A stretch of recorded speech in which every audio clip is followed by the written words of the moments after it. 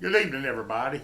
I just want to drop by and kind of follow up on what I was teaching yesterday on the Antichrist. Donald John Trump being the Antichrist, the little horn.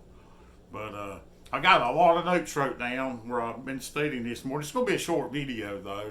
But, I mean, I've been writing notes and studying all morning. I'm not going to actually read out of the book. There's a whole lot of words in that book. It's really hard for me to pronounce, and I have a hard time trying to read it out loud and without messing up, and I don't like messing up. So I'm just going to read you my notes that I got wrote down and see what we can get out of that. And then after I get this done, I'm going to move on and teach on the Kabbalah and the Seven Mountain Mandate, the Sacred Purge, the Seven Noahide Laws and stuff like that, because what I'm reading today is leading into that. But start out here. Donald Trump was born June the 14th, 1946, under a total lunar eclipse, a blood moon. Aleister Crowley sent a letter around that same time to Jack Parsons about a ritual that him and L. Ron Hubbard had done to bring forth a moon child. The ritual that was done was called the Babylon Working. Do you think that Donald Trump could be the moon child? I believe he very well could be. But since he was born on that total blood moon and right at that same time, and I believe he probably is. I think that ritual that they was doing, they was trying to bring forth the Antichrist. And I think Aleister Crowley was upset because he wasn't included in it. He drawed up the ritual, but they didn't invite him to do it, and L. Ron Hubbard and Jack Parsons done it themselves. And that's why Aleister Crowley was writing that letter about it. But Donald Trump's dad is Frederick Christ Trump, and his mother's name was Mary McLeod Trump. So his dad's middle name is Christ, and his mom's name is Mary. He spent most of his time with his dad when he was growing up, who often called little Donald the great I am and a king. Fred was putting this into his little mind that he might be a divine ruler or a king when he grew up. When Donald grew up, he became an arrogant, narcissistic person that always got his way. And he became a big celebrity, and his face and name was everywhere, all over everything, from professional wrestling to steaks to alcohol. Anywhere you go about it, you see something about Trump, and still do, which is a sad thing, I think.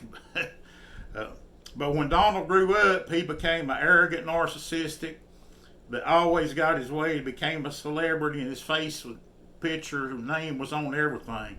But one of his first projects after he became an adult, he got into building because his daddy, of course, his daddy was a carpenter. It's like everything they do, like mocking Jesus, you know. But his dad was a carpenter and he was a builder. So Donald became a builder, and the first thing he built was the Trump Tower. The Trump Tower, which he designed it all himself. The tower has 666 built into the building. It's said to be 664 feet tall, but if you count the antenna on top, guess what? It's 666 feet tall. But the 666 built into the building, he doesn't, where he sits and does these triangles and stuff all the time, the upside down pyramid. Well, he had that on the building, and it was 6 bushes down this way, 6 bushes down this way, and then 6 bushes across. When it was 666, and that's the way he had it built in there. And of course, he had to put his apartment, he had the whole floor, and it was the 66th floor of the building. But in his apartment, he had it built in all gold and decorated, but he also had it decorated with the pagan god Apollo. He had a big picture of Apollo on the side of the wall. And then he had on the whole ceiling was decorated in Apollo. But if you read Revelation chapter 9, verse 11, the Bible speaks of Apollo. The Bible calls this fallen angel Apollyon, or a bad don, a Badon. But Donald Trump, he has all kinds of connections with this 9/11. He's been in commercials with, he had that one commercial, I think it was Serta mattresses, and then he had these sheep, and he had them numbered, and he had 9 and 11 right there beside them. But I mean, all kinds of stuff like that, he's connected to 9/11. But even these hats, these red hats that he wears now, he's got a 45 and a 47 on the hat. And if you add the 4 plus 5, you get 9. Then you add the 4 plus 7, and you get the 11. So he's wearing 9/11 on his hat. And anytime you see that, think about Revelation 9/11, the angel that comes out of the bottomless pit. But and going back to his 66th floor apartment where he's got Apollo in and everything, and Trump Tower, that's where the movie The Devil's Advocate was filmed. And that movie was about Satan and his son. And it's just a crazy movie if you hadn't never seen it. I mean, it's pretty interesting just to see. You can see all inside of Trump's apartment in the movie because it was all filmed in there. But it's pretty interesting. But why would he want to have all these connections to the devil and to 9/11 and to Apollo? Just think about that. But if you research the Antichrist, see, the Antichrist is connected to this 9/11. He's connected to Apollo because Apollo is really the sun god, which is really Lucifer. And the Luciferians, that's what he is. But Trump also, besides all of this stuff that he's connected with, he has every characteristic of the Antichrist. You know, the Bible says that the Antichrist will look more stout than his fellows. The Antichrist is arrogant. The Antichrist exalts himself above others. The Antichrist loves money and gold. The Antichrist has a mouth like a lion. The Antichrist speaks great things, like make America great again. He's always talking about great, making things great, and the Bible says it's what the Antichrist will be saying. And also the Antichrist accepts praise and worship. See, every one of these things I just mentioned right here, every one of them, it describes Donald Trump perfectly. He accepts praise and worship. The Jews in Israel have accepted him as their Messiah. They put him on their third temple shekel. They named streets after him. They named train stations after him, buildings after him. They have a community named after him in Jerusalem called Trump Heights. The Jewish boys choir, they've got a choir now. They got like a real popular song in Israel now. You can look it up on Amazon and hear the Jewish boys choir sing it. But the name of the song is Super Trump. But it's singing about him being the Messiah and being a Superman that's going to save the world. But all kinds of stuff like this. And then you had Wayne Allen Root, which is an American Jew, that said, he come out and said that Israel loved Trump like he was the second coming of God, like he was the king of Israel. But Trump not only received this worship and praise, he received it and it just puffed him up. He liked it so good that he reposted it on Twitter. He reposted this like, yeah, I'm the king of Israel, I'm the second coming of God. And there was somebody that asked him in the interview about it too. Asked him, said, Sir, are you the second coming of God? Are you the king of Israel? And he never would say nothing, but he nodded his head, yeah. But you can find that on the internet too.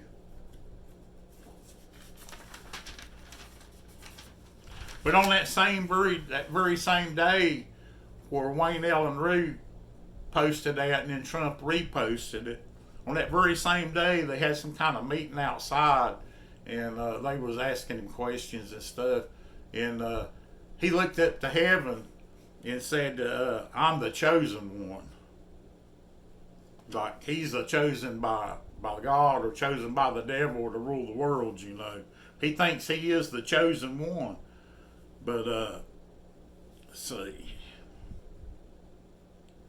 He really believes he is a chosen one. Some of the other things that really bother me about Trump is that he supports Chabad Lubavitch.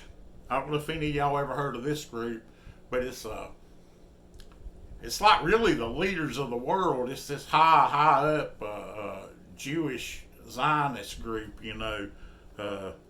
but they support and push and promote the 7 Noahide laws, and I'm gonna get into that a whole lot into that later. But his daughter Ivanka and her husband Jared Kushner are members of Chabad, and I have heard from some pretty believable people, on the internet where I researched it, that Donald Trump converted to them a while back, but he hadn't announced it publicly yet. And I also heard that Putin is a member of them, that both of them members of Chabad Lubavitch. And I wouldn't doubt it at all. That's probably why they get along so good. But it's kind of like a secret society too, kind of like Freemasons, but they're not good. They're not good at all. But see, I know he is also very involved with NAR, and I've talked about NAR on other videos in a 7 Mountain Mandate. NAR believes in a sacred purge. That's killing all the ones who are not part of their group. And Paula White, she's a member of these groups, the NAR and all these crazy groups that believe in the sacred purge. And Trump's got her in the White House as the spiritual leader in the White House. So that just tells you more about what he is. But I believe that these Jews, they believe right along the same way with the Noahide laws. And the first law of the Noahide laws is thou shalt not commit adultery. I mean, not adultery. Thou shalt not commit idolatry. Excuse me. They reject Jesus Christ, so they say worshiping Jesus Christ is idolatry. And idolatry is punishable by death, and that's by beheading. I believe once Trump builds that third temple, these groups will they'll all join together under the Messiah, Donald Trump. And then they're going to come after all of us who will not worship and fall down before the Antichrist and the image of the beast and receive the mark. I'm fully convinced that Donald John Trump is the Antichrist. Watch for Trump to do the peace deal, the Abraham Accords. I think that's coming up really soon. And once he does that, that's going to open the door for them to go ahead and start building the third temple. And once that third temple goes up, the next thing that's going to happen is Trump's going to commit the abomination of desolation. And that's going to begin the 3.5-year countdown until the second coming of Jesus Christ. But the abomination of desolation is when he goes into that third temple and he stops the sacrificing.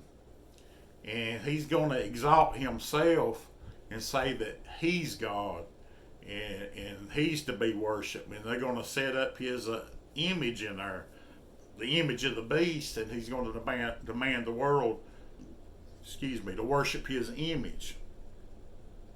And that's when things is going to really break loose. That's when that's going to bring on the great tribulation. That's going to bring on God's wrath to the earth. That's why I don't think we'll be here much longer during that period, because the Bible said, we're not appointed to wrath. But I think we're going to see some of this other stuff, and I think we're going to see the possibly the deadly head wound in the imitation counterfeit resurrection, where it says his deadly head wounds healed, and then all the world will wander after the beast. I think we might see that. I think that could be really soon. I think that may happen before the third temple and all of that. I think that might really get things going, and that'll get people really under his spell, even more. But when all this come together and they get that third temple built and everything, see, Jerusalem's mystery Babylon. it's going to be the capital of the New World Order, and the Antichrist is going to like rule from his third temple when it's built. It'll be the capital of the New World Order, and the world will be under the Noahide laws. And in the next few days, I'm going to come back on. I'm going to talk a whole lot more about the Noahide laws and the religion behind the Noahide laws, which is the Kabbalah, and try to probably talk some about the Talmud. The Talmud and the Kabbalah is very, very evil. Most people think the Jews, the religious Jews over there, just believes the Old Testament, and they try to follow the Old Testament, the Ten Commandments. But most of them don't even read the Bible. They read the Zohar and the Talmud, study the Kabbalah and stuff like that, which is just black magic. Aleister Crowley, that's what he studied, was the Kabbalah. But it's evil, it's satanic. But the world's going to be under that. That's going to be like the one world religion. It's all going to come under the Kabbalah and the 7 Noahide laws. But that's about all I have for today. I appreciate you watching, and be watching out for the video in the next couple of days on the Noahide laws and the Kabbalah and stuff. I got a really good book. What is it? The Noahide laws Christians need to know. I can't think exactly. Maybe get it. I can't remember the exact name of it, but it's really good. Kabbalah secrets Christians need to know. An in-depth study of the kosher pig and the gods of mysticism, Jewish mysticism. D.N. Loper. Great book. But I'll probably read some out of it and study some more stuff and try to give you more information on the Noahide laws and on the sacred purge and all this stuff that's coming in the near future. But I appreciate you watching today, and please share this video, like, comment. Try to get it to where more people will see it. Get the algorithm, where people will see it. But I appreciate every one of you, and I'll see you next time. God bless. Bye bye.